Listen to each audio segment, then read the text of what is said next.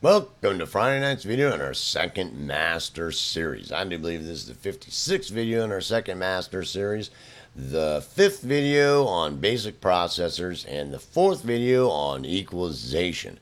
So I really hope the last few videos it's really sunk in how important those things are to think about, take into consideration, and start experimenting with, start evaluating, and start investigating into that to really help you start formulating your own opinion and to start really honing your abilities at understanding those situations, and being able to take appropriate actions in those different situations, which is your opinion, which is almost impossible to teach.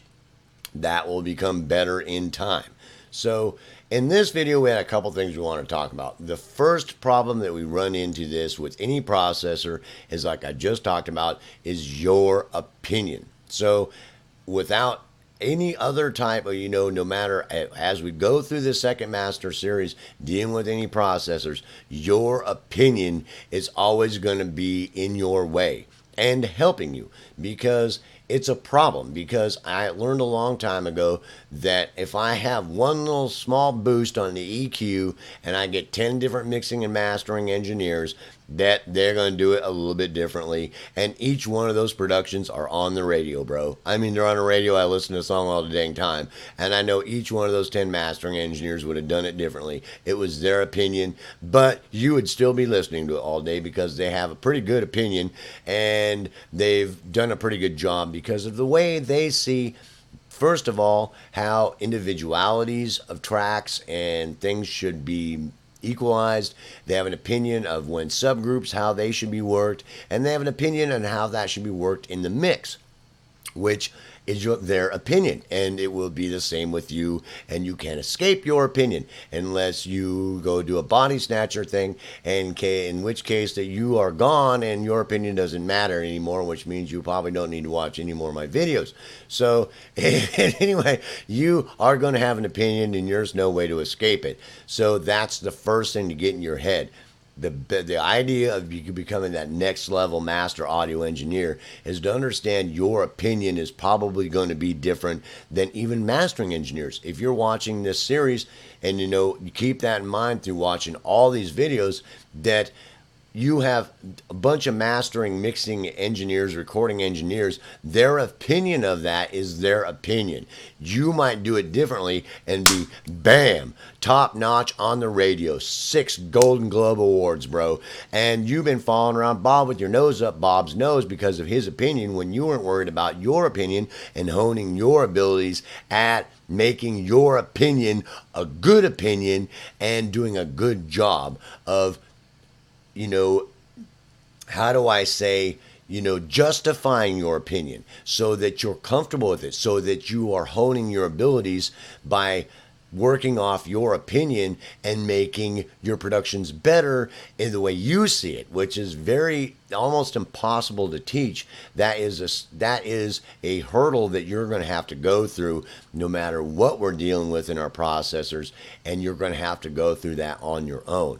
So with that being said, really, if you take that into consideration, especially with your basic meat and potatoes processors, that you are on your way to becoming that next level master audio engineer, because you understand you are honing your opinion about how things are supposed to be done, or how you go about doing things, which is hopefully that gets you thinking about that and understanding how important your opinion is throughout this process.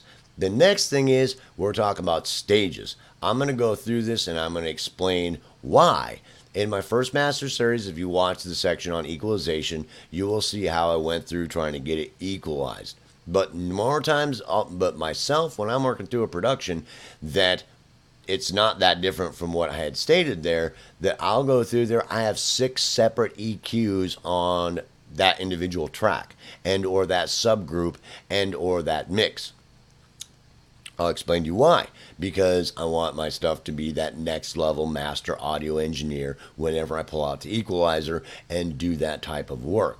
the first thing I do is I put a high and low pass brick wall filter. That is to stop anything from below 20 hertz and anything from above 20 kilohertz from getting on the sound. It's cut out.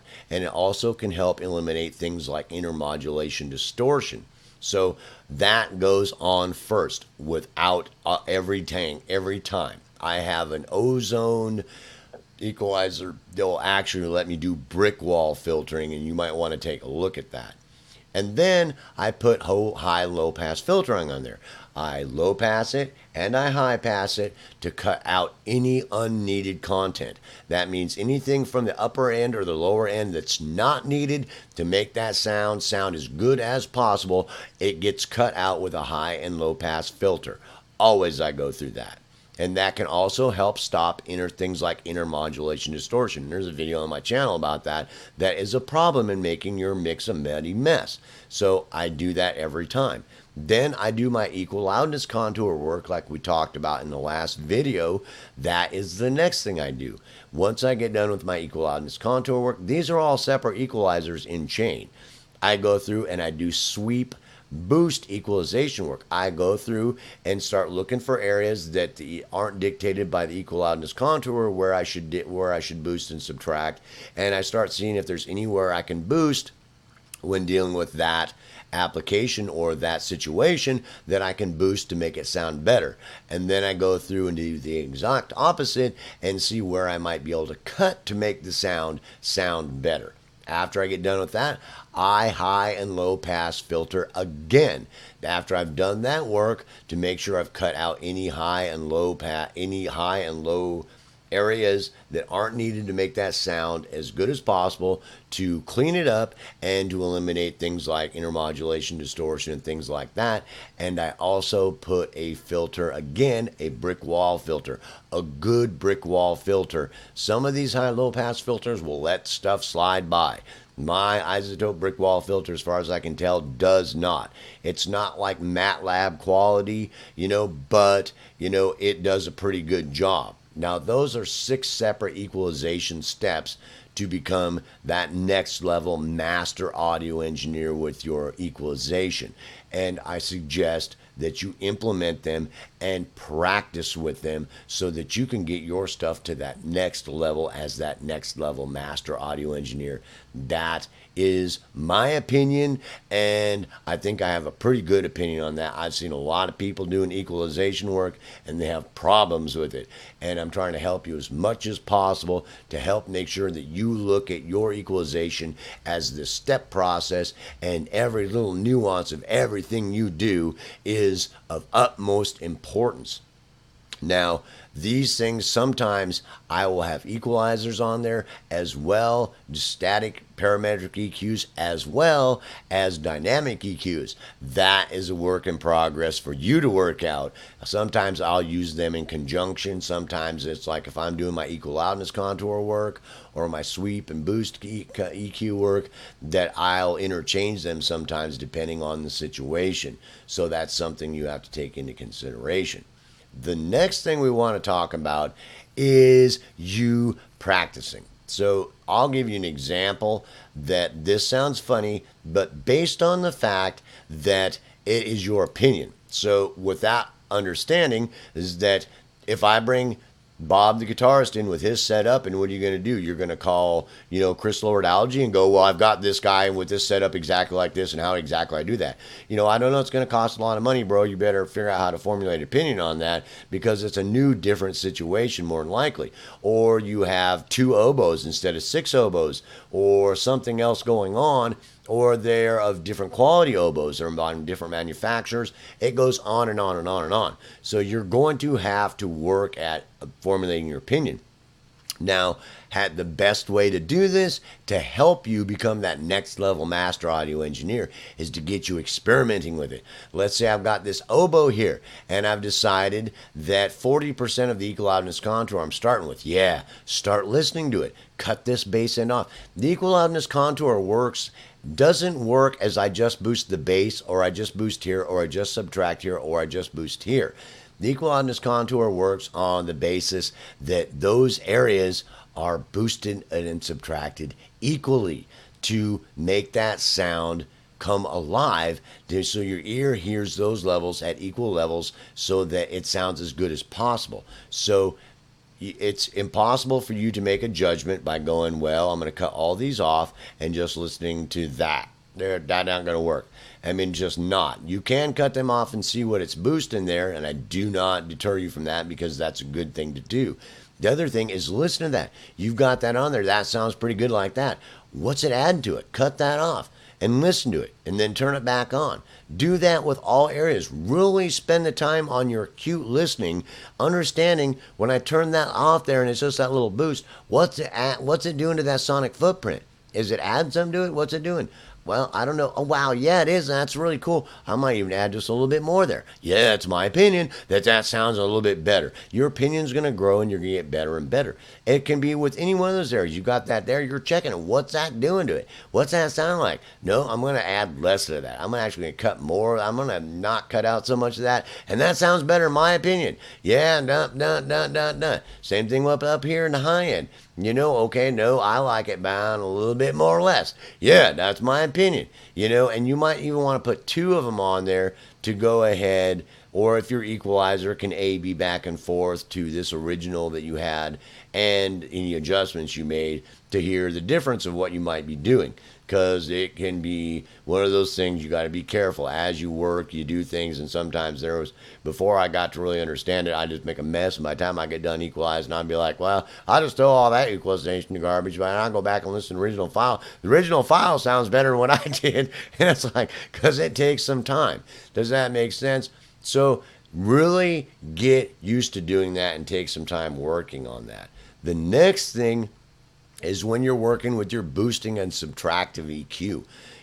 First of all, boosting EQ. Second of all, subtracting EQ. I put two separate EQs on there, so I do them separately. So I've got my equal loudness contour on before that. I'm pretty happy with that. Sounds pretty good. Then I'm going through here. And for some reason right here, it sounds like it could use a little boost.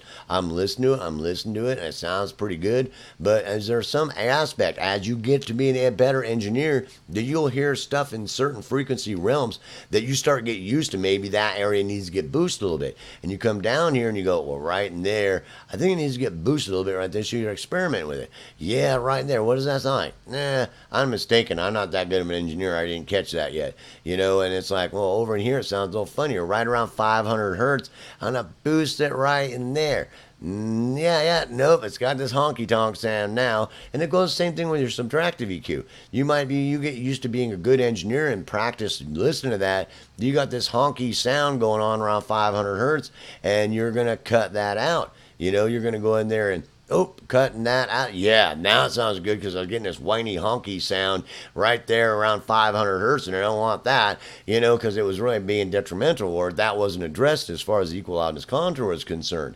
And that can be anywhere. I can go with this boost between, so many K and 10K, but I found that I went here and I put myself a peak EQ on there, and right here around 5K or between 5 and 10, that I'm actually doing a little bit of a cut right there, and I'm really toning that in and fine-tuning that right there. The better you get, the more fine adjustments you'll make, to where something like that might look ridiculous to one person, but to you, you've fine-tuned your abilities toward just that little thing right there, made it sound perfect. Yeah, dude.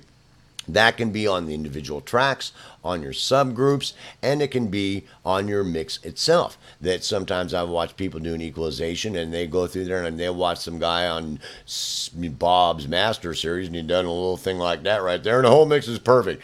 Bob's standing there, he calls me up and says, Bob, he just put that little dip right there. How did he make his whole mix perfect like that? Because he did that type of equalization work throughout his entire mix, from the individual tracks to the subgroups and to the mix itself. He dealt with each phase of it. Anytime he was doing equalization on any one of those different phases, doing a really good job, taking the individual tracks into consideration, the subgroups equalization into consideration, and the groups, the whole mix itself, and their place in the mix, and how that might be affected by different equalization into consideration, which is a huge thing, but what will take you to the next level. So with that being said, get out your equalizer and start practicing and experimenting. Peace, hope, love. I'll see you in the next video.